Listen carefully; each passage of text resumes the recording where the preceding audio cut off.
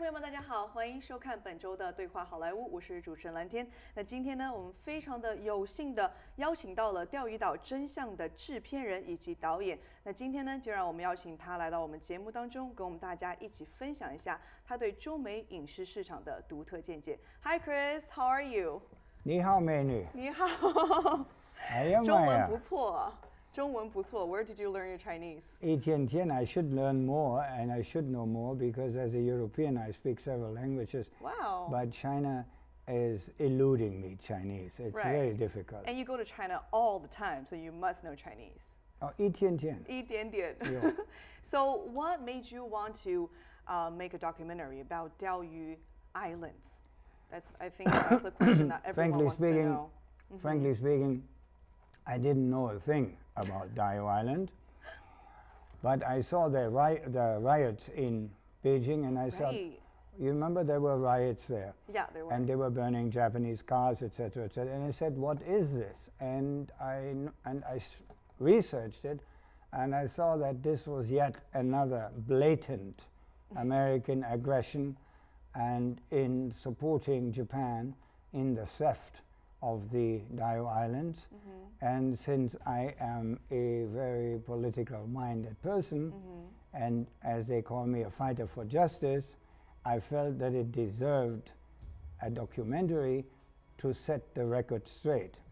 I never expected it to be such a success, because actually of all the 18 films which I made for the Mysterious China series, this is by far the most well-known and successful, and in a way made me a celebrity in China because of the subsequent interviews, which I had plenty. So this must be your 100th interview about Diao Islands, right? About, yes. About. So but not so many pretty interviewing ladies. So the host is very charming. 谢谢你. Thank you so much. So what is the actual truth behind the truth is very simple. Japan in 1895, when they made that infamous peace treaty with China, where they annexed Taiwan, the Pescadores Islands, and the Liaoning Peninsula, and a huge ransom in money, that was all documented. But conveniently, they also took these 3 islands, which are actually an extension of Okinawa prefecture. And as you may know, Okinawa was an independent nation at one time, and it was called the Ryukyu Islands, and they were a vassal nation of China. Japan annexed them. That's why you also have these problems between Okinawa and Tokyo. You have, problems there. So they took these 3 islands, and that was never anywhere documented. And of course, the Qing dynasty was so weak at that time that they could do nothing. And it lingered on, and China had other problems until 1945, when Japan was ordered to return everything they had taken from China. But since these 3 islands were not anywhere documented, the Americans very conveniently, realizing that these 3 islands had very high strategic value, because remember, almost immediately after 1945, the Cold War started.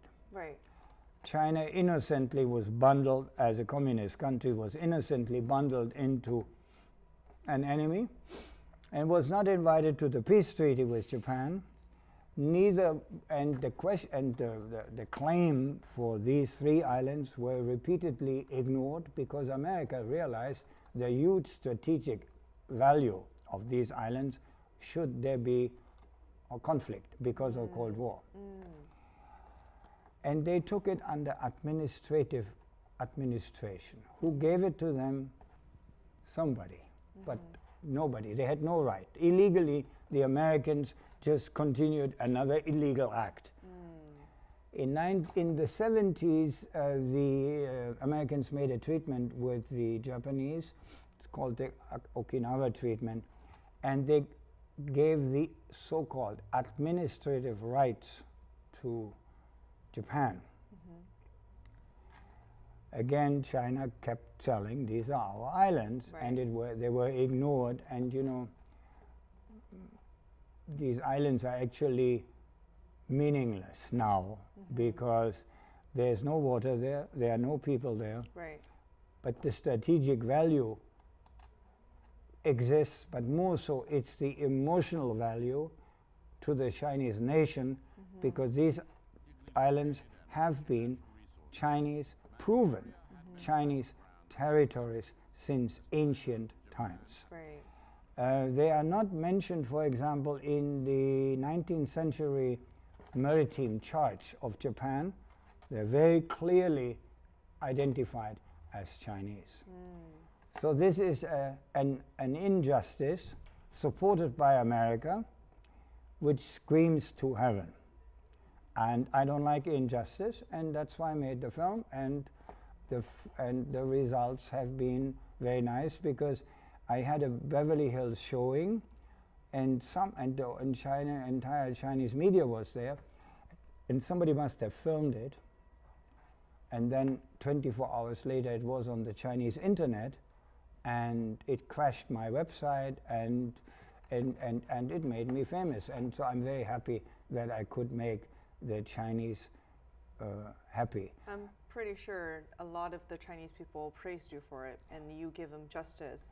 I was very touched. I must tell you, I was very touched. A year or two ago, I was in Shanghai, and a friend of mine told me about, you know, the Shihumen in Shanghai, the particular, in Beijing you have the Hutong, and in Shanghai you have the Shihumen. And somebody told me that his parents gave him their little apartment as an inheritance. So I said, I like to see it, because I'd never seen a Shihumen.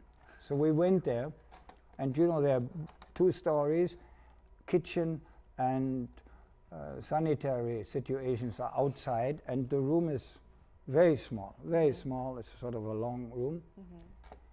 And they had rented it out to some migrant workers from, a migrant worker couple from Anhui. Oh, Anhui? He had rented that out. So the lady was washing, and was of course very excited that a Lawai was coming to look at her humble home.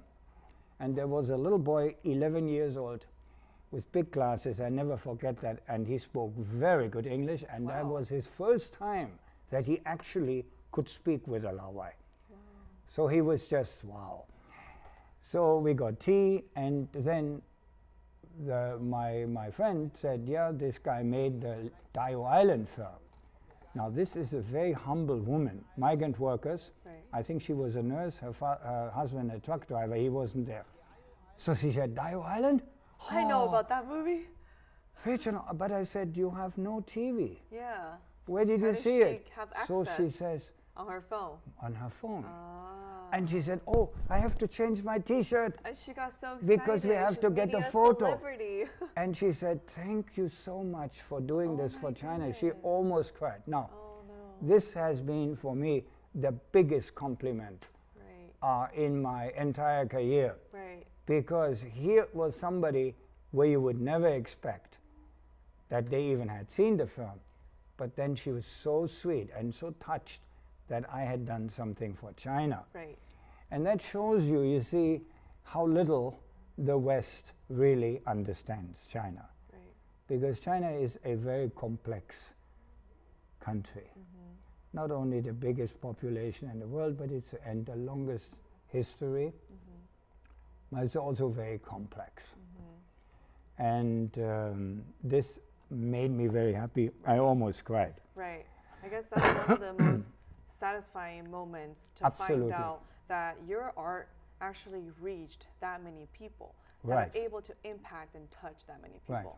So I heard that you actually spent around $500,000 $500,000 on this particular documentary. So what do you hope to accomplish with this documentary, and why did you put so much of your own money and time and effort into this? Because you see, number one, I have probably with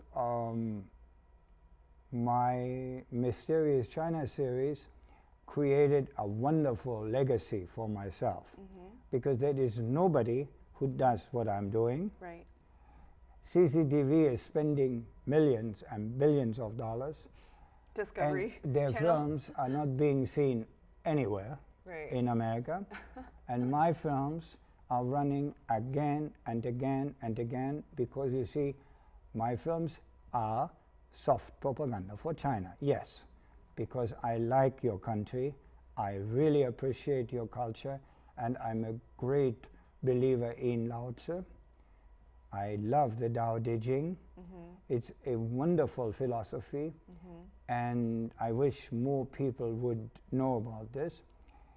So I'm creating something, and I have no competition.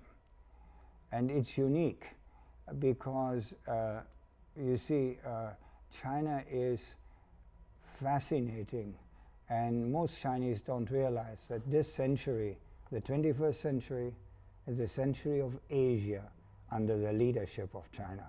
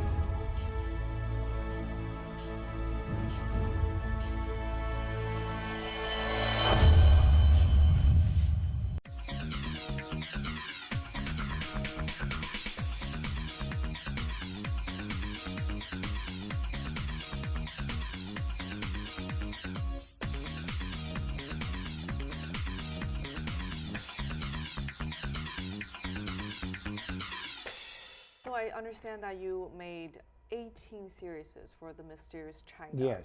Right. So from which I looked through, you actually made a film about Dali. Yes. And you made the characters like in the shape of in the form of the Dali Shi, which is the marble. Yes. Right? So how do you, I actually just went to visited Dali myself and for the first time, and I absolutely fell in love. So can you please tell me, why did you want to make that film?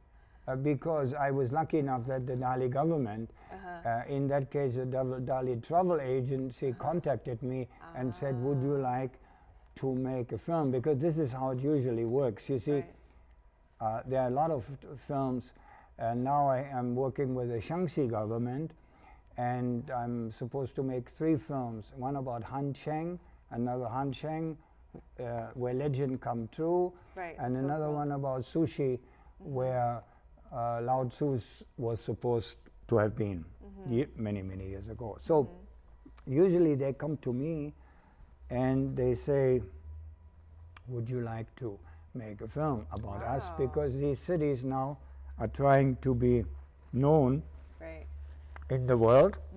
You know, in China now, everybody's competing for attention. Exactly, every single city. So right now you see that China is becoming the second largest film market, right? Second to the US. Yeah, it soon will overtake America. Right, it's going to you think it's going to overtake America and become the first film market in the world? Yes.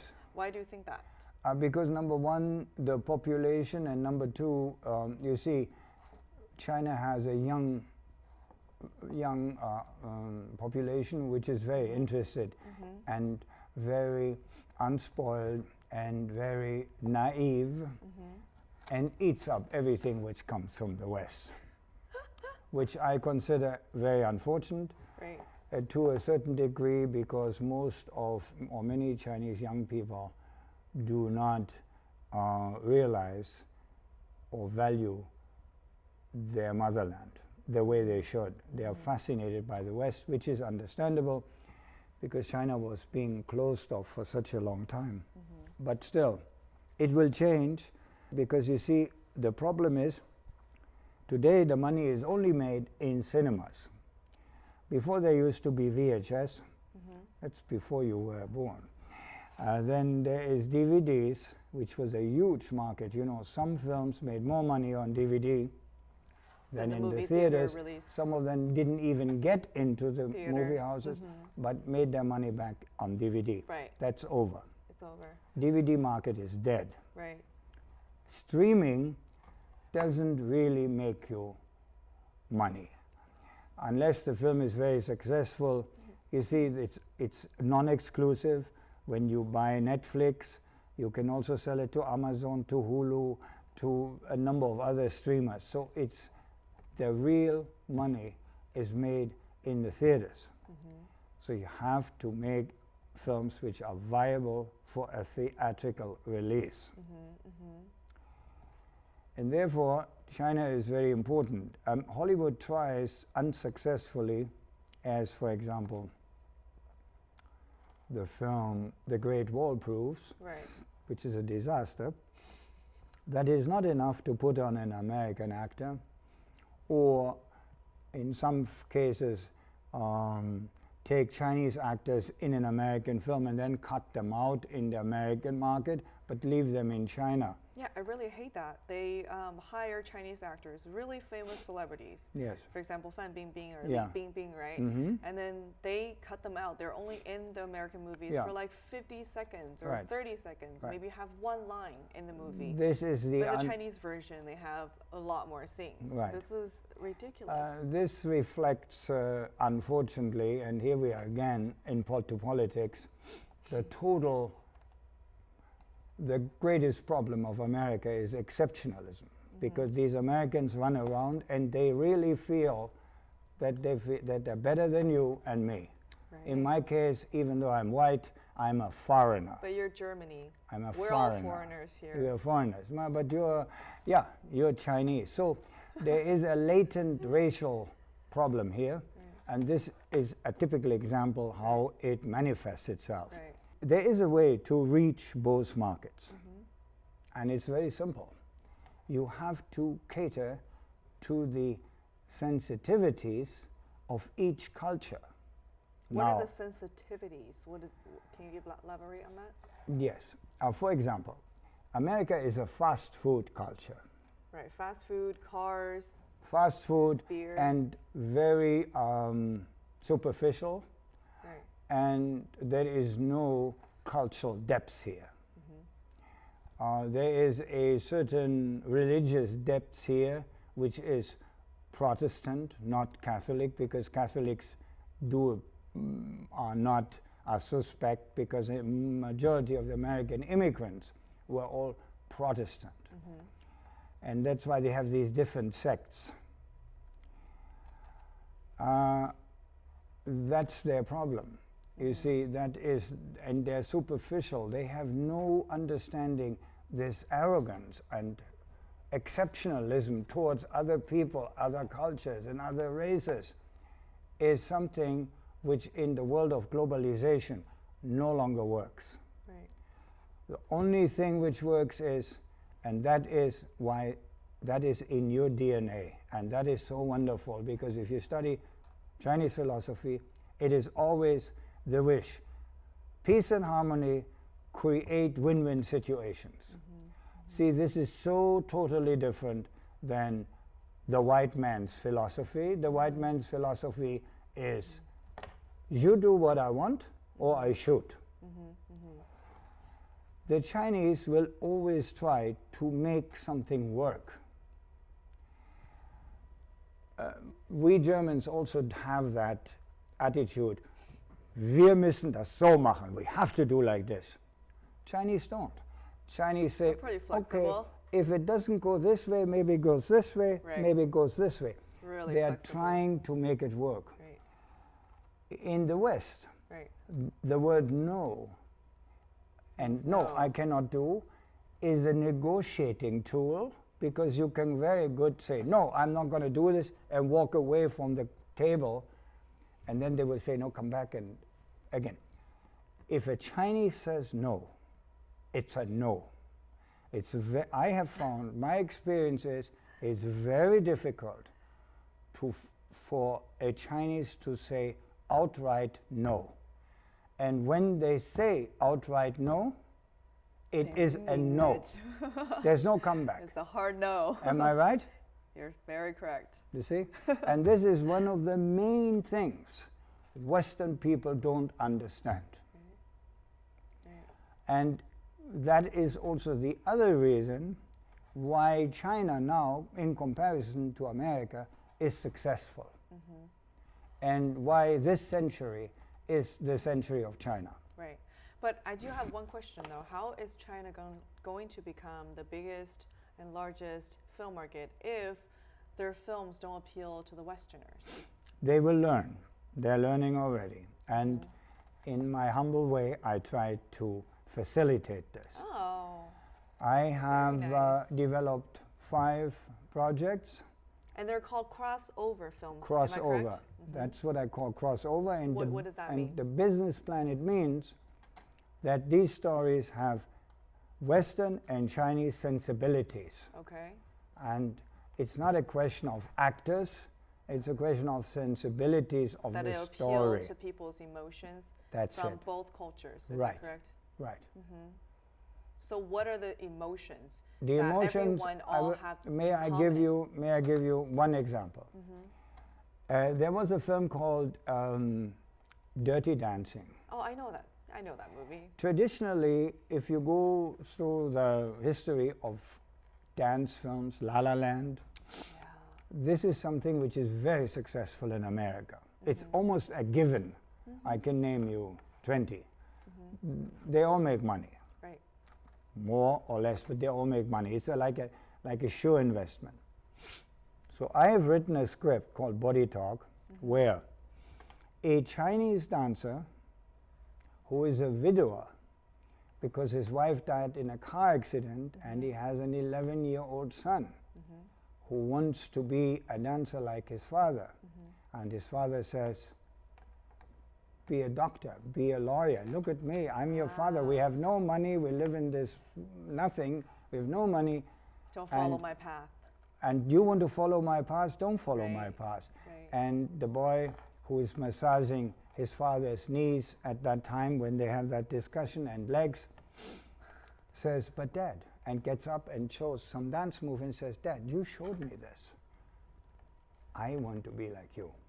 So this is the father and son story. Very appealing for the very strong family sense which is prevailing in the Chinese culture.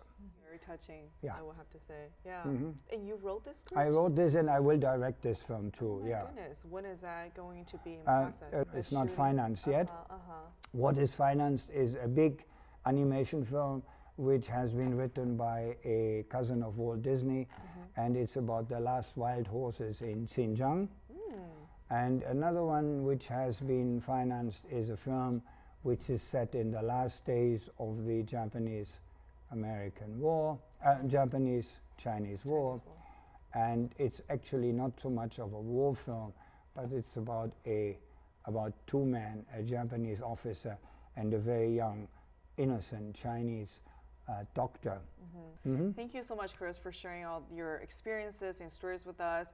Unfortunately, our show is only 20-something minutes, so we don't have enough time here, but I very much enjoyed your stories so much, and I can't wait for your crossover movies to come out. Thank you so much. 谢谢。好的，那么以上呢就是我们今天对话好莱坞的全部内容了，感谢大家的收看，我们下一周同一时间再见了，拜拜。